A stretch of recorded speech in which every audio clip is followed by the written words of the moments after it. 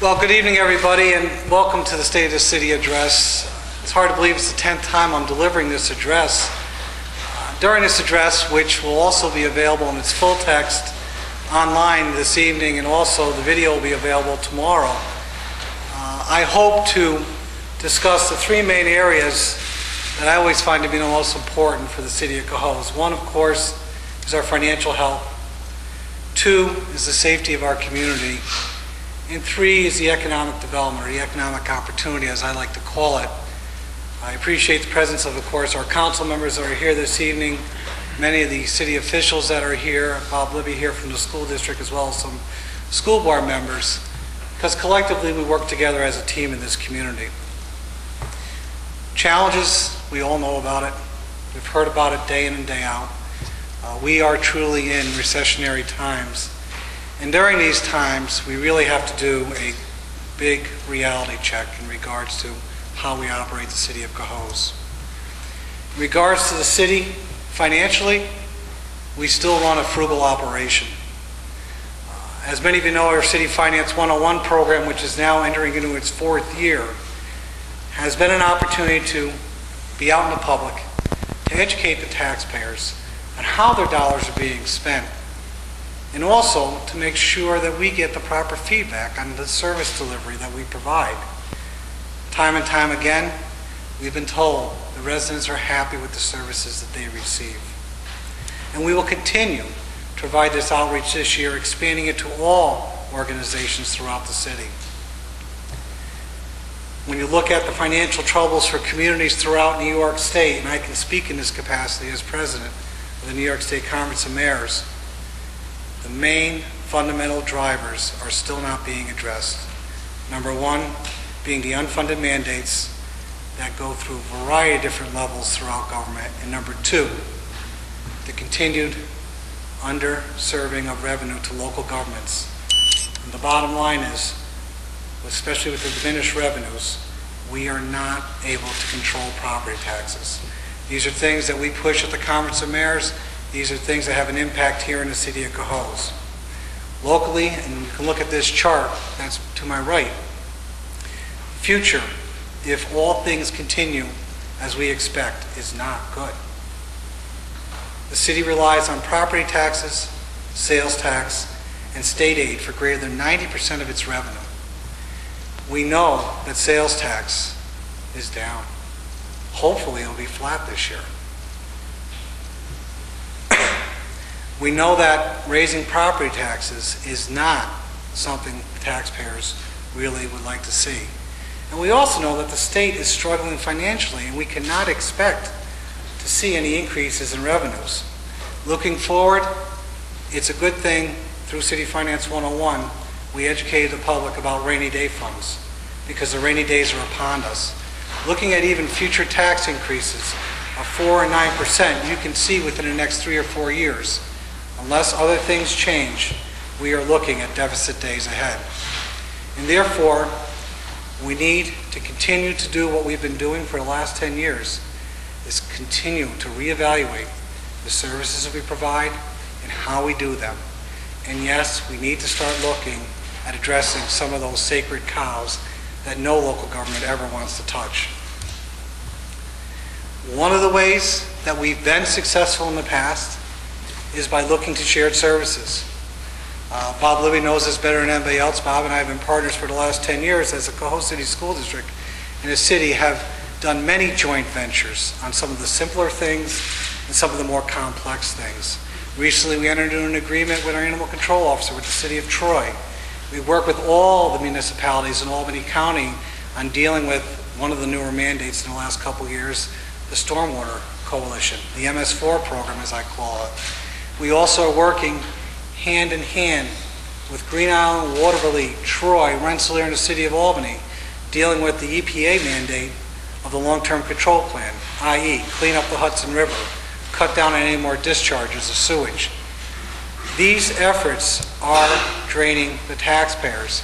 Fortunately, we've been working together in a cooperative fashion to minimize that impact, but more work needs to be done.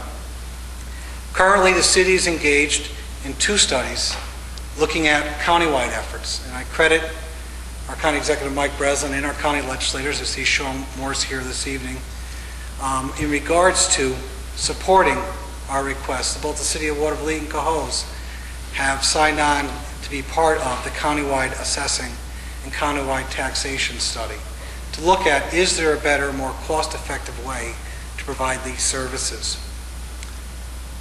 A couple months ago, the Common Council supported a resolution to Albany County to submit an application to study the communications department, dispatchers. Dispatchers are extremely busy. They do a good job, but the cost of the technology is continuing to mount. And the sheriff and the county executive fully realize that they cannot continue to replicate these technologies in all local governments. So we're going to study the opportunity to look at a larger, better coordinated effort. And recently this council unanimously supported an application to the Department of State with the City of Waterville to look at a cooperation and or consolidation study with the City of Waterville in regards to delivery of fire services. I've said it before and I'll say it again, our fire department does a great job. They really do.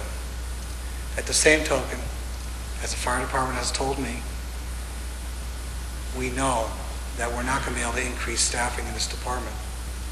At the same token, for the safety of the firefighters and the safeties of the residents of the cities, we need to find a way to get more firefighters on the ground when that first alarm for fire goes. This study, if funded, will provide us the necessary tools to look at future arrangements and how this delivery of services can be. I have a very open mind in regards to this. I really am not saying it's going to be a consolidation. I don't know. I wish I had the answer. But the union of both communities, the firefighters, the residents, will have the opportunity to be engaged in this study, and we'll see what it leads to.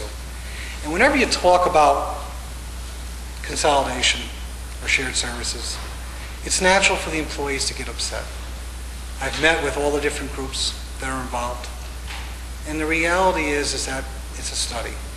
Let's see what it leads to. Let's see what opportunities it brings to.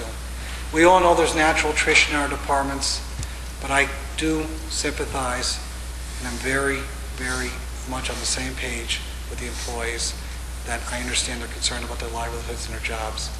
Let's see what this study brings, and we'll work through that. We've also been looking about how we can streamline our workflow and our operations within City Hall. It's not just across our municipal borders. This past year, with the support of the Common Council, we created the Building and Planning Department, which takes the Department of Planning, Code Enforcement, and Engineering and puts it under one direction, one leadership. Why is this so important? Well, if anyone's ever dealt with the zoning code of any community and dealt with the New York State Building Code and then dealt with the Building and Planning Department, it can be quite complicated at times. We're bringing under one leadership, and Melissa Ashline-Heil is that director. We are hoping to streamline the process when the individual comes in for the simple thing as a permit for a shed to building a $40 million residential care facility, as we'll talk about later this evening. Streamlining it, making it much more efficient for the resident or the developer, making the process simpler within City Hall. That's the goal. We are also looking at trying to minimize our energy costs. We've done this before. You look around this chamber, we have the insulated windows, we've got the blinds that have really made a significant difference over the years. But we want to do more throughout all our facilities throughout the city of Cohoes.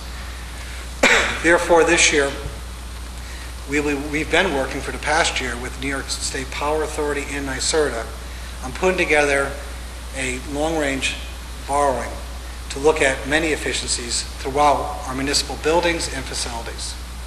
We'll be looking at changes at the library. We'll be looking at changes here in City Hall. We'll be looking at our filtration pump system, all looking to try to minimize how much energy we use and therefore provides savings to the taxpayers to the tune of about $75,000